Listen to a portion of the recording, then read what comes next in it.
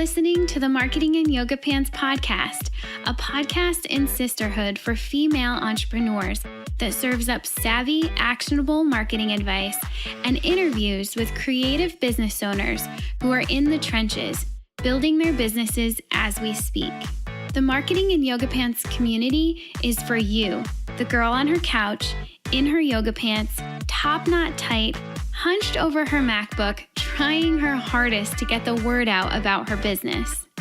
So in the name of supporting each other while supporting ourselves, bringing community, sound marketing advice, coffee, chocolate, and wine together for you, yoga pants wearing business owner, in a world where followers mean nothing, but paying customers mean the world, join us on this week's podcast episode and in our private Facebook group where you'll meet your soul sisters and build your business in yoga pants. Welcome back to another episode of the Marketing and Yoga Pants podcast. I'm Brit Colo, and I'm here today with Brittney Lynn, public relations expert for entrepreneurs. Thank you so much for joining me today, Brittney.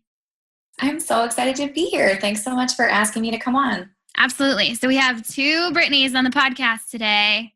Two different No, spellings, double trouble. But we're here. So, and Brittney is a PR expert, which PR is a beast. So I'm really pumped to get to chat with her today. Just get some insight into her business, her industry, that PR industry that seems so nuanced to so many of us, her marketing strategy, and what makes it all tick. So, Britt, you ready to jump in? I am so ready to jump in. Let's do it. Let's do this. Okay, so first of all, I kind of gave a preview, but tell us about how you earn your living. Sure. So when I initially started my business a little over 2 years ago, I actually didn't start with PR. Like most people when they're starting their own business, or I feel like most people that I've encountered, what you start with is kind of not what you end up doing for a majority of the small business. And when I was starting, I was just trying anything and everything and like seeing what would stick. I graduated with a PR degree, and I've always worked in online marketing or social media, PR, that industry. So I was very familiar with the industry, and I knew what I was doing. But when I started my business, I was starting from like complete scratch. Like we moved to a new town. I had to quit my job to move. So I had always wanted to start my own business. And since we were moving, I was like, this is the perfect time. So throughout the whole time of like me thinking about like, I want to start a business, I never really thought what I would actually do, like the services that I would actually provide, which is like, hello, like I probably should have thought of that. So when we moved, it was like, okay, like now what? Like, what do I offer? So initially I started with doing social media, content writing. Those were kind of easier, things to offer that, people were always looking for people to manage their social media and stuff like that. Mm-hmm. So I started with that, and we can talk about, a little bit about, how I got kind of my first clients later. But about a year in, a couple of people approached me and said, hey, can you pitch me to podcasts? And I was like, yeah, like you're going to pay me to do that? Like, this is like crazy. Like, that sounds like a dream because like I love podcasts. They wanted me to pitch them to podcasts that like I already listened to. So it just like made sense. And it was just so, I don't know, just so like inspiring, just motivating for me. I just love doing it. It doesn't feel like work. And then from there, it just kind of grew organically. And again, we'll probably talk about a little bit about that later, but that's kind of how I got started. And then now I really focus on PR for entrepreneurs. Most of the people that I work with are online entrepreneurs. And yeah, it kind of just grew organically. And that's how I earn my living now. And I do mainly services, a monthly retainer services, and I have some different options available. And I'm working on some other things for people that maybe can't hire out to hire someone on a monthly retainer basis. Because really the great thing about PR and what I love about it most is that it's not like advertising. It's not, you don't have to like pay for anything. We're not paying for any of these features to get in. Obviously people pay me to do the PR work, but it's really just about getting your brand out there in front of your ideal target market. And it's really just showing the brand story So it's a little bit different than other marketing techniques, but I love it. So that's what I do. That's how I earn a living, and it's amazing. That's so cool. And being able to find the right outlets for your clients, that's the hard part, right? And then knowing what to say, I think that's the other nuanced part. Like, well, once I figure out kind of the audience that I want to get in front of and identify the influencer that already has that audience, like, well, what do I say? How do I make this appealing? And you're the girl that figures out how to make it appealing so you can actually get in front of that audience and provide your value in that way. So I'm so glad you're here. Now before we get into the PR stuff, I would love to know, you kind of said you went to school for PR and you've always been in the marketing world.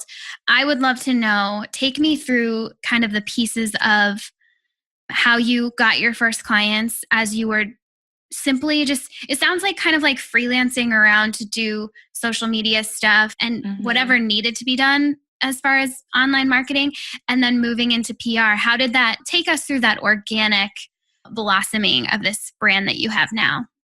Yeah. So my first client, so like I said, I had moved to a new town, and when I moved here, I didn't have a website. I didn't have any sort of like business social media presence. Like I had like nothing. Like when I say I started from scratch, like that is the honest truth. So I think that's why a lot of people relate to me, because they're like, oh, you built something like completely from the ground up. Like I can do that too. And I love sharing this part of my story because, it's kind of just like anyone can do this. Like really, I don't have any, something special about me. So when I came here and I was trying to figure out what it was I was offering, like I said, social media was just kind of an easy way to get into it. And I was strategic and I went to a local meetup. Here's the thing. I hate networking events like that. Like it's just like, it's a drag. And I know a lot of people feel the same way. And I did not want to do it. And I even told my husband, like I signed up and I told my husband, I'm like, okay, when the day comes, I'm probably going to try to make up some excuse as to why I can't go. Like, I'll be like, oh, I feel sick or, whatever. I'll make up some sort of excuse. And I was like, you have to force me to go because like, I need to start working. I need to get some clients. I need to do something. So I was strategic about the meetup that I picked because it was about Twitter, and it was about using Twitter for small businesses. So the content itself, I knew what they were going to talk about. Like I didn't really learn anything because I work in social media. But I knew that other small businesses would be there who would want to learn about how to use social media to promote their business. And maybe some of those people would want to hire out this task to someone like me. So that's why I went. And there was somebody that was there that had started talking about his business, and I thought it was really interesting. So I didn't get a chance to talk to him in person. But the next day, I reached out to him on, you guessed it, Twitter. And I said, hey, you shared about your business and I find that really interesting. Like, would you want to meet up for coffee sometime? I'm another small business owner. And I was just really looking to like find somebody else that has a business and just like become friends because I didn't have any. And, I was new to town. And he was like, yeah. And we end up talking, and then he's like, oh, well, I'm actually looking for someone to do my social media. Like, would you want to do it? And I'm like, yeah. Like, and so it kind of like what I went into, like how I presented myself and how my mindset of what I went into to the meeting, like it came to fruition. Like what I wanted, like I got out of it. Now, I do think this relates to PR because I basically like pitched myself. Like I could have put a message out there on Twitter to this guy and he could have said no. He could have turned me down and said, no, I don't have time for this. We could have met in person and he could have not been looking for somebody for social media. I had no idea, but you have to put yourself out there. And that's a lot of what PR is too, is you have to put yourself out there. You have to put your brand out there. You have to put your story out there, and you will get no's. You will get turned down. People will ignore you. People will say no, but you're not going to get the pitches that you don't send. So no matter how many no's you get, like you're going to get some yeses. So that's really how I got my first like actual ever client. And then the PR side and how that kind of grew, there was a a post in a Facebook group that was like looking for like a marketing manager or something. And I applied.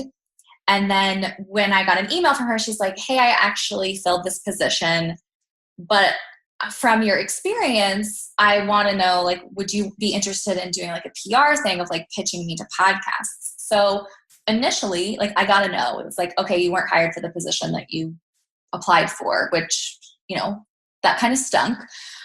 But she basically created a position for me, and we worked together for a couple of months. And then from me pitching her, other people started like seeing, like, people that I had built relationships with, like on Instagram, through Facebook groups, all that kind of stuff. They were like, oh, you do PR? And I'm like, yeah, I do. Like, I just went with it. And I was like, yep, want to hire me? And so then people just kind of started talking about it. And then I just built it all on referrals. I didn't have like PR services on my website for like 8 or 9 months, which is like, do as I say, not as I do. 'Cause like, that was kind of dumb. But to be honest, like, I didn't really need to, because people were just referring me through their network. And that's another reason why, that's another thing to PR is really just about building relationships with people.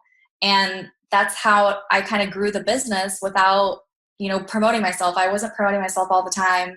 It was other people promoting me, which is basically what PR is. So that's kind of how I got into both of those things. And we can dive in deeper if you want. But yeah, I mean, I hear the willingness to be open to the possibilities. Like, you don't, in both of those situations that you just outlined, you didn't necessarily go in with a hard and fast agenda. And that's why people are open to asking you, like, hey, would you want to do that? Because they don't feel pressured with an agenda from you.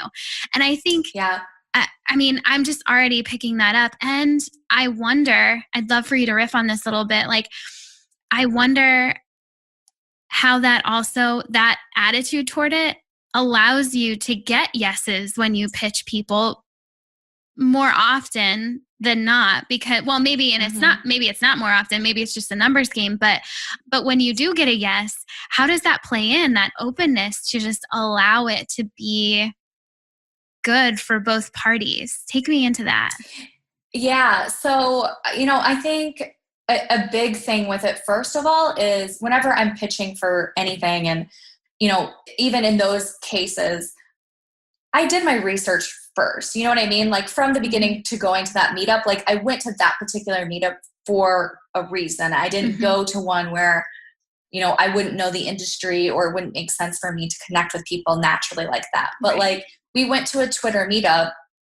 I contacted this guy on Twitter. Like, that just like makes sense and goes together. Right. And for the clients that I pitch, really, when we first start working together, it's all about the research first. And I spend a lot of time researching their audience, researching their network, figuring out, the different places of where it would make the most sense to pitch, because I only want to send out pitches that, like, I'm 100% confident in, like, this person is going to be great for your podcast or whatever it is. And even though I think that, like, all the things that I send out, I'm confident in, like, yes, this makes sense, I still get no's. I got a no this morning for 2 people that I had pitched for a particular podcast. But it was interesting, because in the no, he was like, hey, I want to pass on this for right now. But he's like, but I really like your approach to pitching. And, if you have any other people that you work with, or you work with other people down the line, like, feel free to send me their information. So whenever I send these emails, I try to keep it, a little conversational. I try to give them an out if it's not a good fit, if they don't think about it. Because here's the thing with podcasts or magazines, whatever it is, they all have their own agenda, their own editorial calendars, their own goals. And I might not know those. And a lot of times, whenever I get a no, most times it's no, not right now. Now, they don't actually like say no, not right now, but they'll be like, oh, we'll pass on this. And then 5 months later, they come back to me and they're like, oh yeah, you were actually right. Like, this person is great. Or they just, it's just the timing of when I sent the pitch wasn't the best. So really doing your research first before you start pitching, because that's going to increase the amount of yeses that you're going to get. You don't just want to, willy-nilly pitch anyone and everyone, because your target market and your audience probably isn't everyone in the world. Right. So, get really strategic about the places that you pitch, whether it's a podcast or a magazine or, an online publication or working with influencers, getting really specific and making those pitches personal.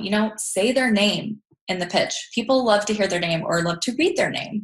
It's simple things like that can really make a difference and make you feel a little bit more approachable and like, oh, she's not like selling me something. I'm not trying, she's not trying to be salesy to me.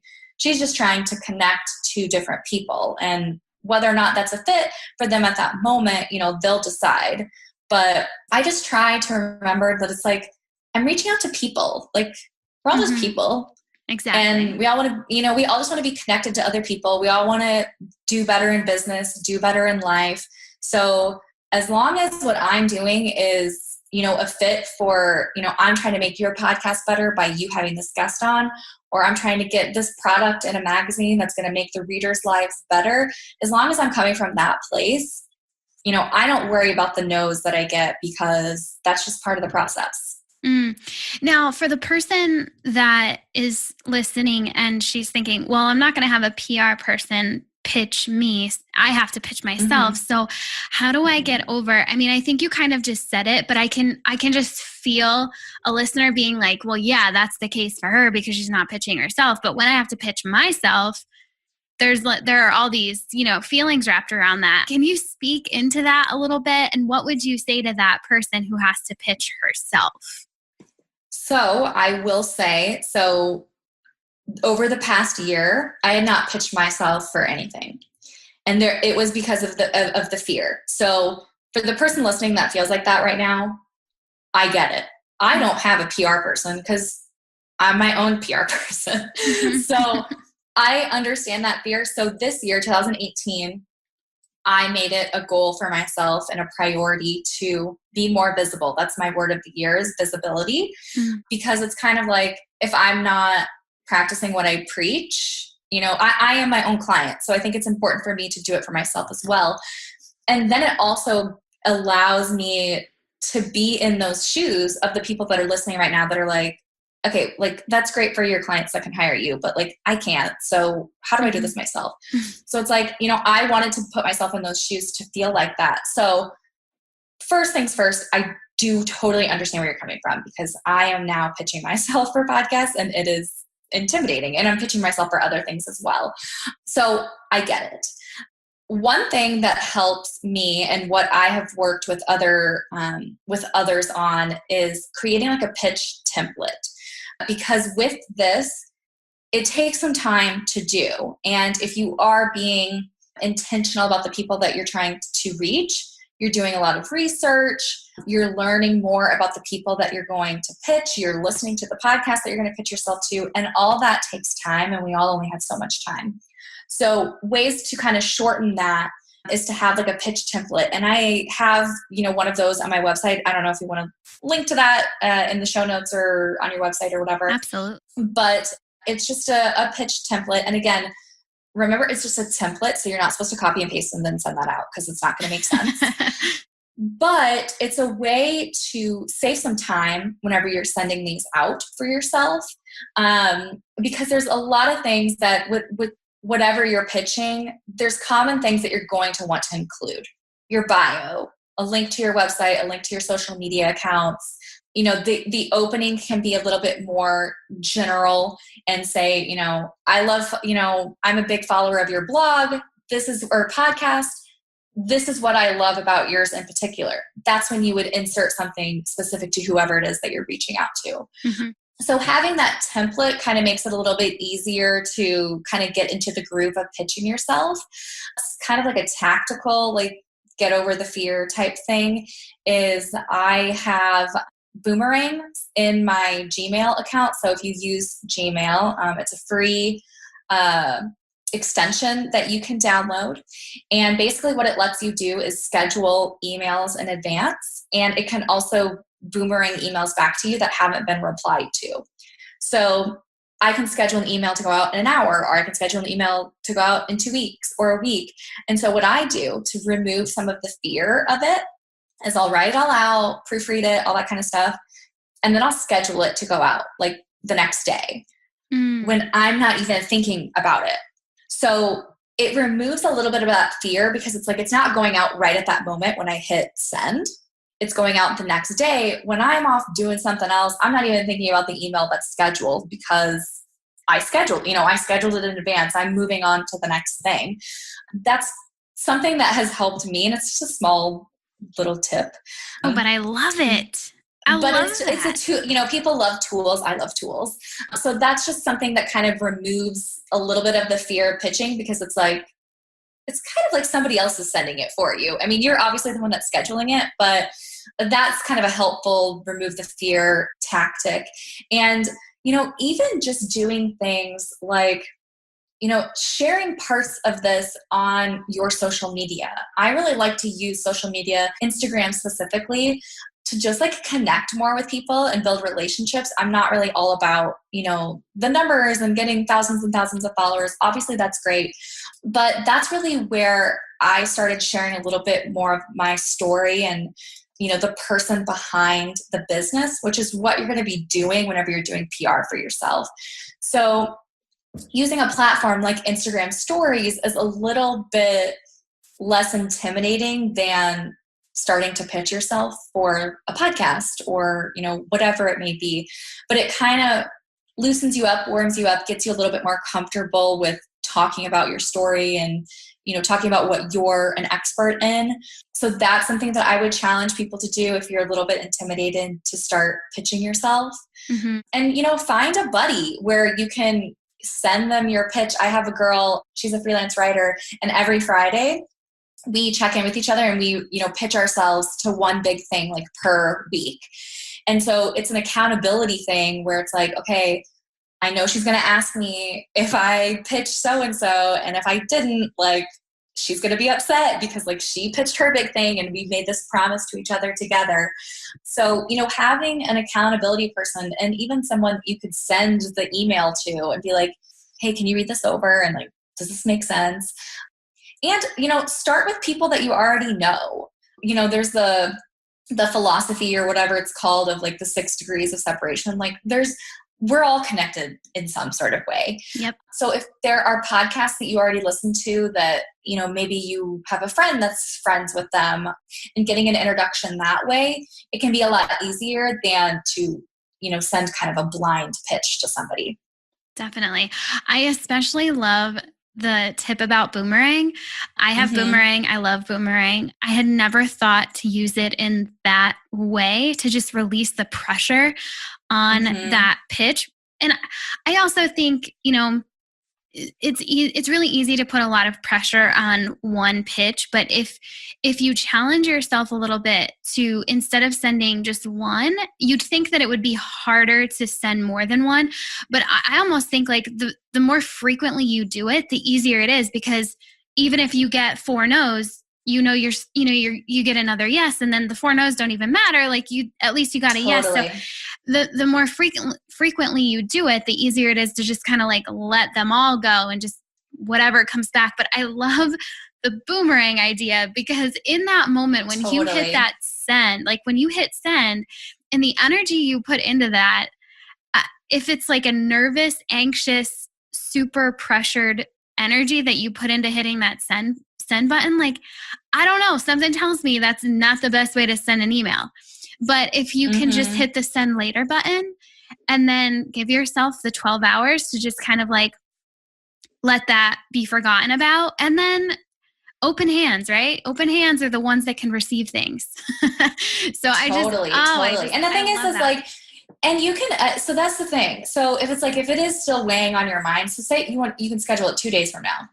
You can go back in and edit it and unschedule it if you want. Totally. But what's most likely going to happen is you're going to schedule it, then you're going to completely forget about it going. Yeah. And then when you get a reply, you're going to be like, oh yeah, I forgot that I sent that. Like, oh my gosh. Yeah. So it's really helped me. And I do think there is like a limit that you have for the free version of like how many emails you can schedule. But you're totally right. The more that you do it, the more that you pitch yourself. It's just like, practicing with anything. You have to practice pitching. So the more that you do it, the easier it's going to become. You're going to tweak things along the way. You're probably going to make mistakes along the way, but that's totally fine. You got to just put yourself out there, and you're not going to know the mistakes until you start making them. So just start putting yourself out there. What's the worst that could happen? They say no. Okay, big deal. Like, yeah, that's nothing. I remember. So I definitely remember the very first time I pitched myself to a podcast, and I had built it up into my head of like, well, but I really, really want to be on this one podcast. Like if they say no, they're always going to say no. And it got to be this big thing. And I had such a scarcity around the whole thing that I only could think about that one podcast. And then I finally got jolted out of that mindset by someone who was like, Brit, there are like literally millions of podcasts. Yeah. And at least hundreds that you could pitch that are in your industry. Like, yes, this is one podcast that you personally love and would really love to be on, but you got to open up that vision a little bit. So, I mean, your very first pitch, should it go out to your like most amazing dream podcast? Maybe not. Like maybe you could start with like a lower hanging fruit. But either way, like you have so many options. Yeah, and that is something I'm really glad that you brought that up, because when I work with people, or even just when I talk, people ask for advice or whatever, depending on where you are at in business, there are kind of different levels of different podcasts or different magazines or different approaches that I would suggest you take. So, if you're just beginning and you have a smaller audience, I wouldn't recommend pitching like a smart passive income or something like that. I wouldn't suggest pitching, a podcast that's been around for, 8 years or, something that's always in the top 10 of the charts. There's definitely people that get onto those bigger podcasts that do have a smaller following. But for the most part, you kind of have to work your way up to those, because the bigger podcasts are going to want to see that you have experience being on a podcast. Because if there's no audio or video of you anywhere on the internet, they're going to have no idea how you're going to record. And obviously they're going to want a good, quality interview. And if you've never done one before, they're not quite sure if you're going to be a fit. So if you start with the smaller ones and then work your way up, you have some examples to share to these bigger podcasts of saying, hey, I've been interviewed on XYZ. And then, the bigger that they get, the more that I would suggest try to find a personal connection to somebody that they're connected to and getting an introduction that way instead of completely cold pitching, because you're going to have a higher percentage of yeses if you get, an introduction in that sort of way rather than cold pitching. Now, that doesn't mean to not cold pitch. I definitely cold pitch people all the time and we get yeses. But the bigger that it gets, the more that they get pitched. So a lot of times they just kind of rely on their network of people to get suggestions. Yeah, definitely. This is all such good advice. I'm so glad that we were able to really dig in there and just kind of uncover this stuff. I mean, at the end of the day, it's building a relationship and it's asking for what you want, which is not a bad thing to do, right? Mm-hmm. And so at some point you've got to rip off the Band-Aid and just do it. I hate saying that, but you do. But I mean, yeah, it's true. You don't get what you don't ask for. Right. You're not, I think a lot of people are under this assumption that, we're talking a lot about pitching to podcasts, but it's pitching to anything. Yeah. I think a lot of people think that, the places that these businesses, these, these high up people, these big brands, I think that they think that the media publication or the podcast or whatever it may be always approaches them. And that's just not the case. A lot of times there's a PR person pitching them or they're pitching themselves to get what they want. And especially as a small business owner, you're going to have to do that. And you're going to have to get okay with getting a no. But if you don't put yourself out there, you're definitely not going to get a yes. So absolutely. So good. All right, so we're going to move on from the PR talk. And you kind of mentioned a little bit that you've got some projects going on here in 2018, aside from your retainer work for clients. Do you want to talk about them? Like, is it too soon? Are we not talking about this yet? No. We can chat. So one thing I started to do this year is offer something that's called a PR intensive. And what I saw happening was, so, I have clients, a great set of clients. The people that I work with are all amazing, and I literally had like no complaints. And it's like, I just want nothing to change ever because they're all so amazing. But, a lot of these people, they've been in business, 3 to 7, 8 years. So they've been around for a while. They've either worked with a PR person in the past, or, they've gotten a lot of press before. So hiring me it's not as intimidating for them. And it just kind of like makes sense. And they're at that level of business. There are these other groups of people, 1 to 3 years in business, where they know that PR is important and they know that it would be great for their business to get more exposure, but they don't know how to start going about it. Mm-hmm. And they're not quite ready to work with someone like me on a monthly retainer basis. So what the PR intensive is a 90-minute Skype call. And what happens is, before we schedule this call, you fill out an assessment. And I do all of the research, and I create a unique strategic plan for your business off of this assessment. So I do all of the research for you, and I get you, the names of people to contact, whether it's, I suggest you pitch podcasts. Here are 25 podcasts with their contact information, all the research done. So all you have to do is take the pitch template that I give you, fill in your own information, and then either you pitch yourself, or you have an assistant pitch you, whatever it is that you want to do. And so during this call, we talk about the entire PR plan. I walk you through everything step by step. I walk you through the pitch template. You ask me any questions that you have about it. And after those 90 minutes, you have an entire PR plan. And it's exactly what I would be giving you if we were working on a monthly retainer basis. It's just, you're able to take that and then you can pitch yourself. So that makes it a little bit easier for people that aren't quite ready to hire me monthly yet, but want to learn, kind of the do's and don'ts and what I would suggest as the PR expert as to what angle they should go down. Because the thing with PR is, there's so many things that you can do. There's pitching yourself to podcasts, there's print magazines, there's influencer marketing, there's all kinds of stuff. But again, as a small business owner, you can only do so much. So I really narrow it down, do all the research for you. So I say, hey, these are the 2 things that I would suggest you do. This is the approach I would take. Here's some research. Now you're able to go and do it yourself. So that's one option. And then I started doing some other options, and some of these are coming out. These will already be out actually once this episode goes live. But I've been doing some webinars with a freelance journalist who she writes for different online publications like Brit & Co, Bustle, those types of websites. And we've done some partnering webinars of, teaching people how to get started, from the very beginning of, why PR is important, how to start connecting with journalists, ways to approach journalists about the story, how to start crafting the story about your business. Because a lot of people, they're like, well, I don't know, like, my story, like, what's my story? Like, I don't know. And so we've created some, recorded webinars that people can register for if they want to learn, like, okay, I don't even have the slightest clue as to what I would even pitch myself on. So these webinars kind of help people start figuring out that story, because that's really what the PR piece is, finding your unique angle and pitching on that, because that's what's going to stand out to somebody that's writing a story about it, or somebody that's going to say yes to your pitch to be on a podcast. Because what makes you and your business unique is your own personal experiences, because nobody else can replicate that.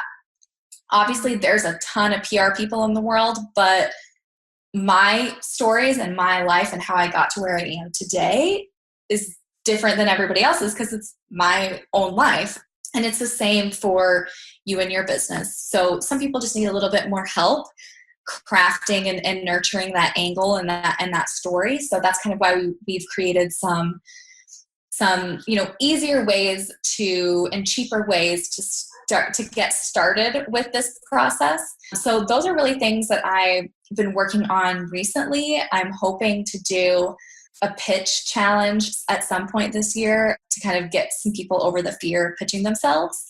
But yeah, I want to be able to help everyone at, any different level of business start using PR, because that's what's great is that it's free. People get mentioned in magazines and on podcasts, and it's all for free. So especially as a small business owner, that's great because we only all have so much money. Can I encourage you and just say the pitch challenge is definitely a good idea? Totally. I know. It's been in my head. It's been in my head for 6 months. And I'm like, I just need to do this. I just need to do a pitch challenge. Yeah, I'll definitely know. And I mean, I'm in your Facebook group. So once it goes live, I'll tell people in there if you're open to that. And 100%. Hopefully it'll get people excited. For sure. And just on the, right now, as we record this is kind of just something that I've been working on myself, but I've been telling my mastermind group about it, which I really loved how you said, having kind of an accountability buddy who's also pitching herself. And just so you check in, my mastermind group knows that I'm doing this. I'm doing 30 days of, I call them big asks. So some of them are pitches, some of them are just asks for things what I want. And it's incredible to take it on a different level than just pitching your business. When you practice this, and I hope this encourages you, Brittney, that when you show people that they can pitch themselves, there are other things that go on in their life to realize that they can ask for other things as well. And it's really incredible, the self-development that just happens as you become more comfortable and confident in pitching yourself, because especially as service-based business owners, I mean, with products, it's a little different. Unless you invented your products, it's a little different then, because it's not really you're just pitching a business. But when you're pitching yourself, it gets really in there, it gets really personal. And as you become more comfortable with that, you all of a sudden are just kind of more confident everywhere, which is totally cool. So I can't wait to see the ripple effect that challenge and just overall the work that you do just has on people. It's kind of unimaginable to take your brain that big, but I'm pumped to see that happen.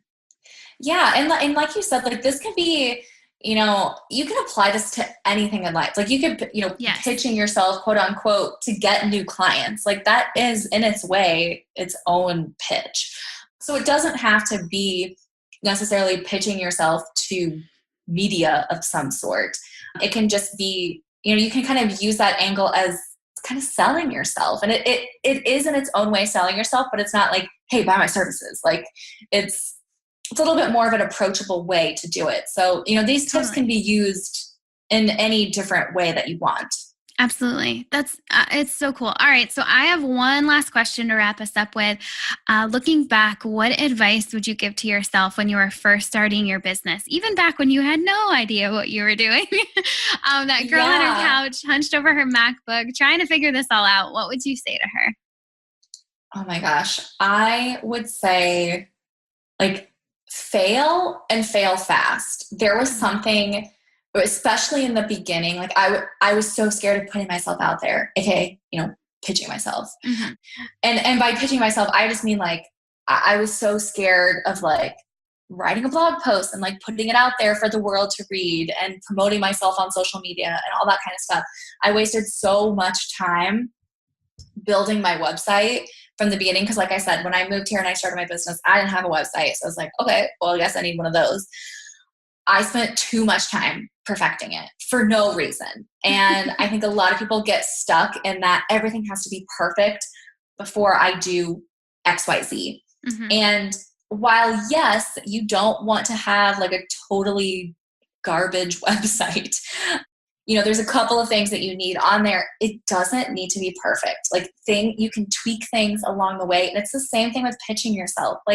You're going to mess up. There are some things that I've sent a year ago that I'm oh gosh, why did I like, that was dumb. No wonder they said no. Like, but I wouldn't have learned from those mistakes if I didn't make the mistake. So, when I say fail and fail fast, it's, the more that you fail and the more that you make mistakes, the quicker you're able to get up, dust yourself off, and fix and tweak and get better at your craft and get better at what you're doing and start getting more yeses than you're getting nos. So I would just say, don't be afraid to start. Like, just start. Everybody has to start somewhere. Nobody came into their life being like, oh, I was born and I have this business built already for me. Like, everybody starts somewhere. Everybody starts from the beginning. So just put yourself out there and, be confident in yourself and your skills. Mm-hmm. Yeah. Oh, so good. Okay. So before we go, could you please tell the listeners where they can find you online? Yes. So I am everywhere at Brittney L. Lynn. So BrittneyLLynn.com, BRITTNEY. I'm Brittney L. Lynn on Instagram, on Twitter, Facebook page. And then I also have a podcast called Day in the Life Podcast that can be found anywhere you can listen to a podcast. And yeah, that's pretty much it. I'm the same across the board. All right. Awesome. Okay. So we'll link to all of that so you get the spelling right. And then you guys can go check her out, send her some love, hop into our private Facebook group to hear even more from Brittney over the next few days. Yay. I'm so excited. All right.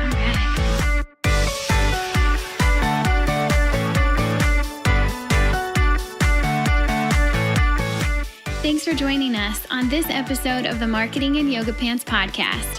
Keep the conversation going by visiting marketingin.yogapants.com/Facebook, where you'll get to join that private Facebook group I've been talking so much about. There, you'll get to chat with our podcast guests. Yeah, they're in there too. And all of the other brilliant creative business owners.